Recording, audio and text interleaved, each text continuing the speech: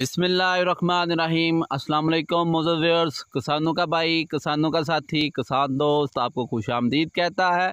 किसान भाइयों, आज मैं आपको रैबिट फार्मिंग के मतलब बताऊंगा। तो इस सिलसिले में लाहौर के स्मार्ट रैबिट फार्म पे मौजूद हूँ, जिनके पास नहायत खूबसूरत और तरह तरह के रैबिट हैं। इनके मालिक से पूछेंगे रैबिट फार्मिंग कैसे शुरू की जाती है, इसमें कितना फ़ायदा और कितना नुकसान होता है। तो वीडियो नहायत मफीद होगी, एंड तक ज़रूर देखिएगा। तो चलें इनसे बात करते हैं। वालेकुम जी वालेकुम सलाम। क्या हाल है भाई, कैसी तबीयत है जी अल्हम्दुलिल्लाह। भाई? अपना नाम बताइएगा। मेरा आमिर वहीद नाम है। अब आप इंट्रोड्यूस करवा दीजिएगा अपनी इस कंपनी का कि जिसमें आप रैबिट वगैरह तैयार कर रहे हैं। जी एक छोटा सा फार्म खोला है हमने, रैब स्मार्ट रैबिट्री के नाम से। सही। स्मार्ट रैबिट्री कह लें। ये कॉन्सेप्ट मैं लेके आया हूँ कि जी रैबिट्स को आप ज़रा स्मार्ट तरीके से, बहुत ही हाइजीन के हिसाब से और अच्छे तरीके से, इंटरनेशनल स्टैंडर्ड्स के हिसाब से आप यहाँ पे करें। तो इसीलिए हमने रैब स्मार्ट कर दिया है कि रैबिट्स रखें आप स्मार्ट तरीके से। तो जानना चाहूँगा कि ये आइडिया कैसे मिला कि लोग मुख्तलिफ फार्मिंग कर रहे हैं, आपने रैबिट रख लिए, ये कैसे आइडिया मिला? देखिए रैबिट्स का ये है कि बहुत मासूम जानवर है और इंटरनेशनली इसको मीट पर्पज़ के लिए बहुत बड़े लेवल पे करते हैं और लोग फैंसी के तौर पे भी इसको घरों में रखते हैं। अब ये इतनी सी जगह है, आप यहाँ पे देखें, अगर मैंने यहाँ पे 100 रैबिट्स रख ली हैं तो अब देखिए छोटी सी जगह है, मासूम सा जानवर है, कोई ज़्यादा मुझे एफर्ट्स नहीं करनी। एक बंदा रखा हुआ है, वो सुबह शाम सफाई कर लेता है और बहुत ही आराम से आप इसको इतने बड़े सेटअप को मैनेज कर सकते हैं। रैबिट में आपका कितने अरसे का तजर्बा है? मुझे साल भर हो गया है। मैंने पहले जॉइंट अंगोरा से शुरू किया था, फिर मैं इंग्लिश में आया और अब ये मैं इंपोर्टेड ब्रीड्स में आ गया हूँ। अब मैंने सारे अपने लोकल ब्रीड्स जो थी मैंने ली थी मार्केट से, वो मैंने सारी निकाल दी हैं। अब सिर्फ मैं इंपोर्ट कर रहा हूँ। इंडोनेशिया से एक शिपमेंट आया था हमारा, वो अल्हम्दुलिल्लाह सेल हो गया। अब ये हॉलैंड से शिपमेंट आया अभी परसों। इंडोनेशिया से एक और शिपमेंट हमारा आ रहा है 5 नवंबर को। तो इस तरह से हम इंशाल्लाह काम कर रहे हैं। जानना चाहता हूँ कि कितनी ब्रीड्स आपके पास मौजूद हैं? मेरे पास इस वक्त तो मैंने खुद काउंट नहीं किया, आपस की बात है, कोई 15 के करीब इस वक्त ब्रीड हो गई है अल्हम्दुलिल्लाह। और बहुत ही आला ब्रीड्स हैं। ये शिपमेंट जो मेरे पास आया है, जो एजेंट था हमारा, वो बहुत ही नालायक था। उसने आखिर तक ना हमें ये बताया कि तस्वीरें कौन सी हैं, ना वीडियो शेयर की, ना नंबर्स बताए। जब शिपमेंट बाहर निकला है तब हमें पता चला कि कौन से रैबिट्स आए और अल्हम्दुलिल्लाह जब हमने इनकी शक्लें देखी हैं हमने कहा ये तो हमारा हो गया, काम हो गया। बहुत ही आला चीज़ है, बहुत ही आला। सही। जानना चाहूँगा कि आम जो रैबिट यहाँ के हैं वही खुराक इनकी है या कि इनकी कुछ खुराक डिफरेंट है? इनको थोड़ा सा ख्याल रखना पड़ता है। बेसिकली होता ये है कि इनके लिए पैलेट्स वगैरह और इस टाइप की चीज़ें हमें बनानी पड़ती हैं। मैं वैसे कोशिश कर रहा हूँ कि NARC का फीड है, उसके साथ लुसन हम सुखा के और साथ में मोरिंगा मिला के हम अपनी फीड बनाएंगे। मैंने एक मशीन भी इसके लिए ली पैलेट्स बनाने की, तो वो पैलेट्स देंगे। पैलेट से फ़ायदा ये होता है कि वो ज़ाया भी नहीं होता और इनको फुल प्रोटीन वाली डाइट मिल जाती है और वो अपनी जो भी उनकी तवानाई है वो मेंटेन करते हैं। अगर आप दूसरा लूज उनको देंगे तो उससे उनका पेट ख़राब होने का, इंडाइजेशन का प्रॉब्लम हो जाता है। तो हम इंशाल्लाह पैलेट्स बना रहे हैं, उसमें हर चीज़ का ख्याल रखेंगे। जानना चाहूँगा कि सबसे खूबसूरत ब्रीड आपके पास कौन सी है? मेरे पास इस वक्त ये व्याना है अल्हम्दुलिल्लाह। ये जो ब्रीड है ये मेरी बड़ी फेवरेट ब्रीड है और ये वाइट कलर में है और बहुत ही खूबसूरत है। मैं तो यानी जब से ये आया है मैंने कहा, मेरा दिल नहीं कर रहा था देने का, मगर मैंने कहा ये मार्केट में जब जाएगा तो इंशाल्लाह इसकी रिस्पांस भी अच्छी आएगी, तो फिर हम और इसको इंपोर्ट करेंगे। सही। इसकी प्राइस क्या है?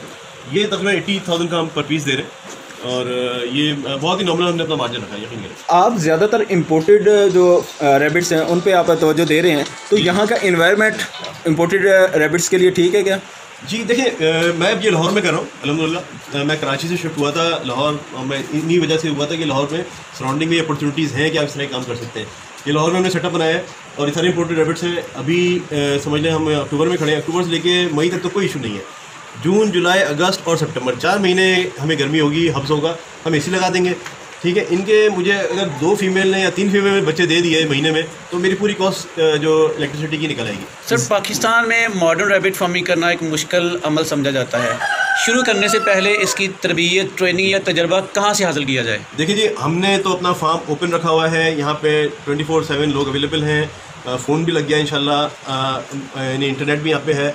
तो आप जब चाहें जो चीज़ आपको गाइडेंस चाहिए, कभी आप अगर रैबिट रखते हैं आप आएँ यहाँ पे। मैंने तो ये कहा हुआ है, मेरे साथ एक दोस्त हैं, उनका बेटा कल से आएगा 3 घंटे के लिए डेली।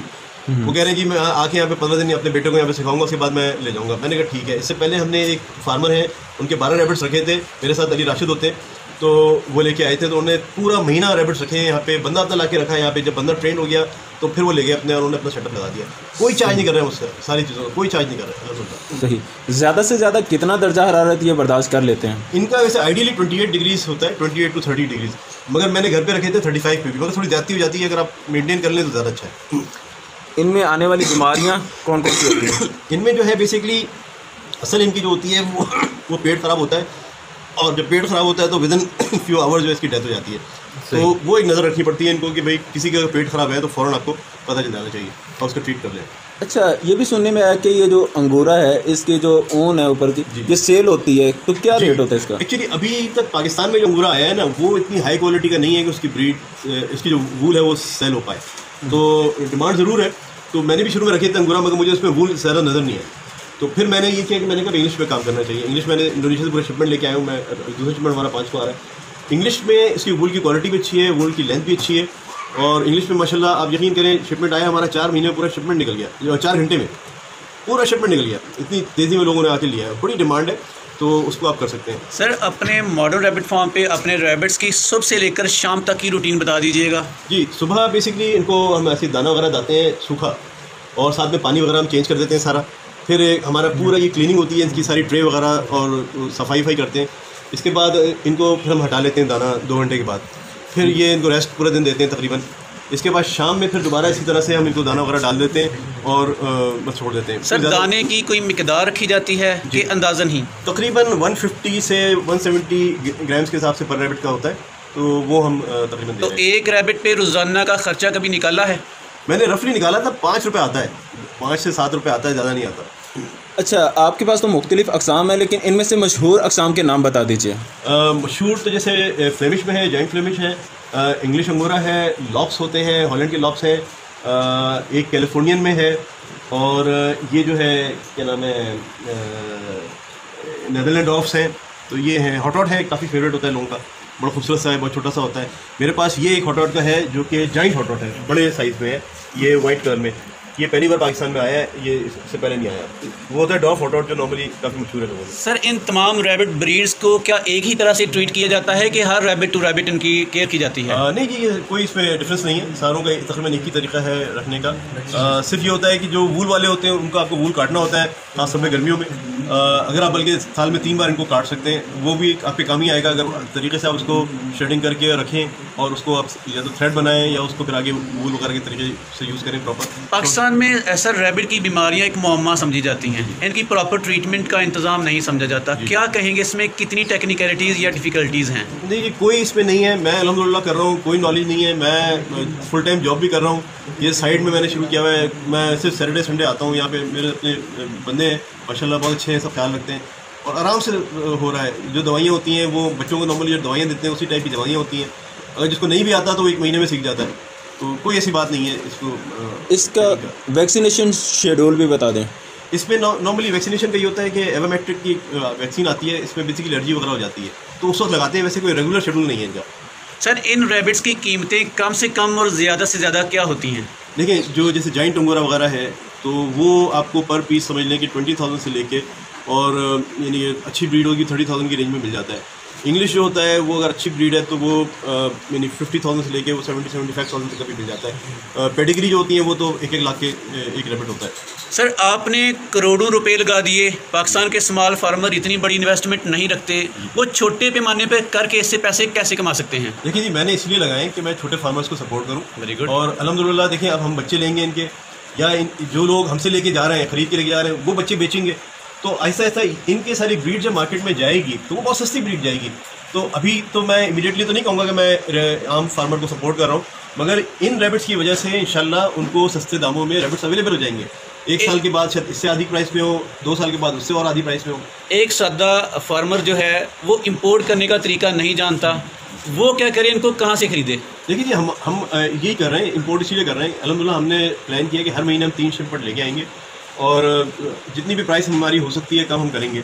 अभी हमारा पहला तजुर्बा था, इस महीने हमने 2 शिपमेंट्स लेके आए, तो इंशाल्लाह अगले शिपमेंट्स में हमारी कोशिश होगी और हम प्राइसेस इस पर नीचे लेके आएं। सर रख लिए रैबिट, फॉर्म भी डाला, थोड़े से स्टार्ट कर लिया, बाद में सेल कहाँ करूँगा? देखिए, सेल का कुछ वो नहीं है। मैंने तो लोगों को ऑफर की हुई है कि आपके जो बच्चे होते हैं वो मेरे फार्म पे आप लाके रख लें, जो आपकी प्राइस होगी उसमें हम नॉमिनल 1000-2000 जो भी हमारे होंगे हम ले लेंगे, आप हमारे पास से बेच सकते हैं। रैबिट फार्मिंग को प्रॉफिट के हिसाब से 100 में से कितने नंबर देना पसंद करेंगे?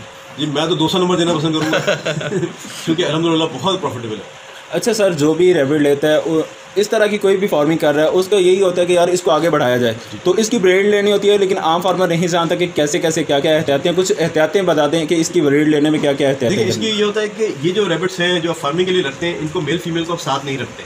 सही होता ये है कि अगर एक बार फीमेल ब्रीड हो जाती है और आप दोबारा मेल के साथ छोड़ दिया, मेल उसको दोबारा कोशिश करता है तो वो पिछला हमल अपना ज़ाया कर देती है, तो उसलिए बच्चे नहीं आते। जब एक बार ब्रीड हो जाए तो आप फीमेल को बिल्कुल अलग कर दें मेल से, और फिर उसको इंतजार करें, उसकी जो भी डेट पे नोट कर लें, इंशाल्लाह 28 दिन के बाद वो बच्चे दे देंगे। और दूसरा ये है कि उनके जो बच्चे आते हैं तो उनका फिर ख्याल थोड़ा रखा जाता है कि वो प्रॉपर फीड करवा रही है मदर के नहीं करवा रही। सर ये रैबिट कितने कितने बच्चे बनीज देने की सलाहियत रखते हैं और आगे तैयार कितनी देर में हो जाते हैं? देखिए मैं ये लेके आया हूँ माशाल्लाह, ये वाली फीमेल जो आप देखेंगे ये कतर में बायर थी, यानी समझ लें एयरपोर्ट पे से 6 बच्चे दिए, 6 के 6 बच्चे यहाँ पे सलामत आए। ठीक है, 3 है पिंडी, मेरे दोस्त होते हैं मुजम्मिल, उनके पास मैंने छोड़ के आया हूँ, बाकी 3 मैं लेके आ गया हूँ। ठीक है, इस वाली ने 5 दिए आके 2 दिन के बाद, इसने भी 5 दिए 2 दिन के बाद, और इसने अल्हम्दुलिल्लाह कल 10 बच्चे दिए। माशाल्लाह। इनको जोबन पर कितनी उम्र में समझा जाता है? ये तकरीबन 6 मंथ्स में हो जाती हैं, हाँ 5 मंथ्स के बाद भी हो जाती है, मगर एडवाइजेबल होता है कि 6 महीने की बात करें। कितने माह का बच्चा हो जाए तो वो सेल करने के काबिल हो जाता है, या कितने दिन का? तकरीबन 45 डेज रिकमेंड करते हैं, उससे पहले ना बेचें ताकि हेल्दी रहे। लेट्स सपोज कि अगर 20,000 का एक पेयर लिया गया है, उसके जो बच्चे हैं जब 1 मंथ के हो जाते हैं तो वो अमूमन कितने तक क्या रेट होता है? देखिए जो अंगूरा है, जो इसका सबसे लो कॉस्ट मैं कहूँगा ब्रीड है, उसका बच्चा जो है गिरे से गिरा 3,000 का बिक रहा है। ठीक है, आगे चल के शायद और गिर जाएगा तो 2,500 का बिक जाएगा। तो आप ये लगा लें, अगर आपने 20,000 की एक आपने ली है फीमेल, तो अगर वो 5 बच्चे भी दे देती है, तो अगर वो 3,000 का भी बिक रहा है तो 15,000 तो उसकी कॉस्ट आ जाएगी। सुनने में ये आ रहा है कि सबसे बड़ा पाकिस्तान का फार्म ये है जो मॉडर्न रैबिट हैं उनके हवाले से, ये बात कहाँ तक है? अल्हम्दुलिल्लाह जी, आप खुद सेटअप देख लें, इतना बड़ा सेटअप, इतने अच्छे रैबिट्स मैं नहीं समझता किसी और के पास इस तरह का सेटअप आपको मिलेगा। सर अगर कोई आपसे रब्ता करना चाहता है तो अपना नंबर बता दें।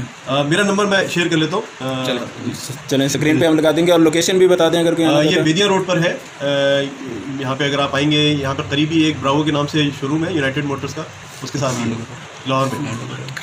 सर बहुत शुक्रिया, आपने बहुत सारी अच्छी इन्फॉर्मेशन से आगाह किया, जज़ाकल्लाह, अस्सलाम वालेकुम।